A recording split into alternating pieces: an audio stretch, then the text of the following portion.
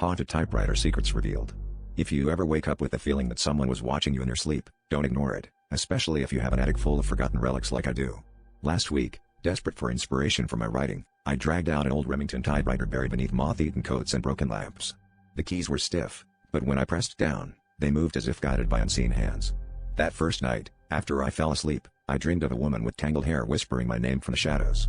When I woke up, the typewriter had spat out a story of her life, a life I was certain I never heard before. At first, I convinced myself it was just my subconscious playing tricks. The stories the typewriter produced were always about people from my dreams. But they felt too real. Details I couldn't possibly know, dates, places, the taste of the woman's last meal before she died.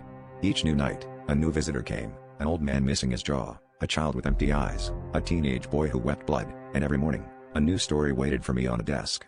I stopped sleeping, but exhaustion always won, and the visitors grew more persistent, their faces pressed against the membrane of my dreams. One morning, I found fresh fingerprints on the typewriter keys, smudges too small to be my own. The stories began to change, shifting from tragic biographies to something more sinister. They described me, my routines, my fears, what I did while awake, and, chillingly, what I did in my sleep. The visitors in my dreams became aware of me, stretching their arms through the thin veil of consciousness with each keystroke. I tried to rid myself of the typewriter, but it reappeared every time I entered the attic, waiting, keys gleaming in the half-light. Last night, the typewriter was already humming when I found it, the carriage moving on its own.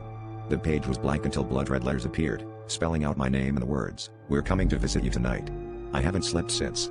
But I can hear the tapping now, even though I'm wide awake.